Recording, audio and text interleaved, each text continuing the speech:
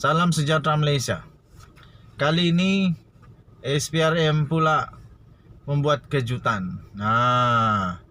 SPRM pula buat kejutan kepada Rafizi Ramli. Selama ini Rafizi buat kejutan je. Kali ini Rafizi pula kena kejutan. Harap-harap Rafizi tidak pengsan lah. Tenang saja dia tenang saja. Okey. SPRM siasat pengisytiharan harta Rafizi. Daripada bharian.com.my 10 November 2022. Suruhanjaya Pencegahan Rasuah Malaysia SPRM akan membuka kertas siasatan berhubung pengisytiharan harta yang dilakukan oleh Timbalan Presiden PKR iaitu Rafizi Ramli. Ini berikutan satu laporan yang telah dilakukan oleh sebuah pertubuhan bukan kerajaan atau dikenali sebagai NGO berhubung pengisytiharan calon Parlimen Pandan itu. Satu sumber mengesahkan SPRM akan mengkaji perkara itu dan siasatan akan dijalankan mengikut aspek-aspek tertentu yang masih lagi dalam penelitian. Rafizi dalam satu sidang media semalam dilaporkan berkata, beliau tidak akan membuat laporan kepada SPRM berhubung dakwaannya mengenai projek tebatan banjir di Melaka. Kerana mendakwa hampir semua skandal penyelewengan dan pendedahan yang dilaporkannya kepada polis dan SPRM tidak diambil tindakan. Wow. Katanya, saya sebelum ini telah membuat banyak laporan kepada polis dan SPRM. Tetapi semuanya tiada tindakan. Saya berpengalaman lebih 10 tahun dan mendedahkan pelbagai skandal dan akhirnya ia dibawa ke muka pengadilan. Tetapi ia, iaitu tindakan undang-undang, bukan datang daripada polis atau SPRM, tapi pendedahan yang menyebabkan kemarahan rakyat. Contohnya kes kapal tempur pesisir LCS. Tidak diambil tindakan. Walaupun ada laporan jawatan kuasa kira-kira wang negara PAC, tetapi disebabkan tidak mahu kehilangan undi, seseorang akhirnya dibawa ke muka pengadilan katanya. Memang dahsyatlah. Memang dahsyat apa yang dinyatakan oleh Rafizi ini.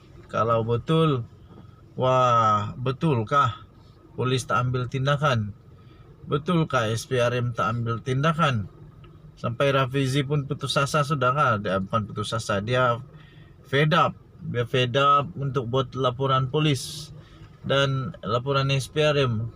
Sebab menurut Rafizi, tiada guna jugalah dia buat laporan sebab tiada juga apa-apa dibuat. Begitulah maksud dia mungkin.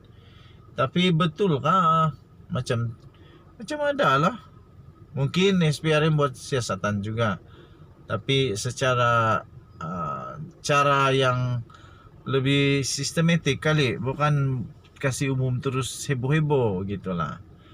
Tapi kita harap semoga semuanya okey. Dan yang paling penting, negara Malaysia dibangkitkan semula menjadi sebaik yang mungkin sekali lagi. Kita mau negara Malaysia sekali lagi dihormati di mata dunia. Dan kita jumpa lagi. Bye-bye. Salam sejahtera Malaysia. Selamat pagi tuan-tuan dan puan yang dihormati sekalian. Denyut nadi suara rakyat terus bergema di channel ini. Hakim Nazlan, mesti diingat, ini hakim lah yang telah membuatkan gelap seluruh masa depan Najib. Tapi bukan pasal hakim ini sebenarnya. Hakim ini baiklah, dia buat kerja dia.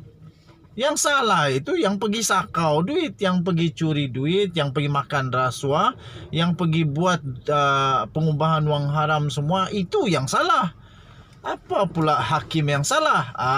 Walau bagaimanapun ini adalah Ini adalah perkembangan terbaru tentang hakim yang telah menjatuhkan hukuman kepada Najib Razak. Siasatan SPRM ke atas Hakim SRC, Mahkamah Persekutuan tangguhkan penghakiman. Nah, Mahkamah Persekutuan pada hari ini menangguhkan keputusannya berhubung isu perlembagaan yang dikaitkan dengan siasatan SPRM terhadap Hakim Mahkamah Rayuan iaitu Muhammad Nazlan Muhammad Ghazali. Mahkamah Tinggi Negara yang dianggotai oleh 7 hakim yang dipengerusikan oleh Ketua Hakim Negara sendiri iaitu Tengku Maimun Tuan Mat akan menetapkan tarikh lain untuk menyampaikan keputusan mereka berhubung permohonan rujukan perlembagaan oleh Haris Ibrahim dan 2 peguam yang lain lagi. Tuan-tuan dan puan yang dihormati sekalian, terdahulu pada hari ini, panel itu yang dianggotai oleh Hakim Besar Sabah dan Sarawak, iaitu Abang Iskandar Abang Hashim, serta Hakim Mahkamah Persekutuan, iaitu Muhammad Zabidin Muhammad Diah, Rodzairiah Bujang, Nalini Patmanantan, Vernon Ong Lam Kiat dan Harminder Singh Daliwal mendengar hujahan lisan daripada pasukan peguam untuk ketiga-tiga pemohon serta ketiga-tiga responden. 3 responden itu adalah SPRM dan Ketua Pesuruhjayanya sendiri iaitu Azam Baki serta Kerajaan Persekutuan. Peguam Malik Imtiaz Sarwar mewakili Haris dan 2 lagi peguam Nur Ain Mustafa dan Sri Kant Pillai, manakala peguam kanan persekutuan pula iaitu Liu Hong Bin mewakili SPRM, Azam dan Kerajaan Persekutuan. Rujukan permohonan adalah isu yang sama ada. Pihak pendakwaan boleh memulakan prosiding mahkamah jenayah terhadap hakim yang sedang berkhidmat di mahkamah lebih tinggi, dan sama ada pihak pendakwaan boleh memulakan prosiding jenayah terhadap hakim tersebut. Pada 19 Julai, Mahkamah Tinggi Kuala Lumpur membenarkan Haris, Nur Ain dan Sri Kant merujuk isu perlembagaan ke Mahkamah Tinggi Tertinggi Negara.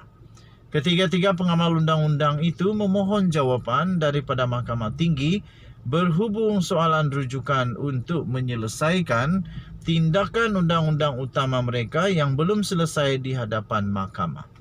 Pada 6 Mei yang lalu, di hadapan Mahkamah Tinggi, ketiga-tiga peguam itu memfailkan saman pemula berhubung siasatan ke atas Nazlan. Mahkamah Persekutuan pada hari ini menangguhkan keputusan berhubung 2 persoalan perlembagaan, iaitu sama ada Suruhanjaya Pencegahan Rasuah Malaysia SPRM mempunyai kuasa untuk menyiasat Hakim Datuk Muhammad Nazlan Muhammad Ghazali. Ketua Hakim Negara Tun Tengku Maimun Tuan Mat yang mempengerusikan panel 7 hakim berkata mereka memerlukan masa untuk membincangkan perkara itu. Sekian berita. Bye-bye.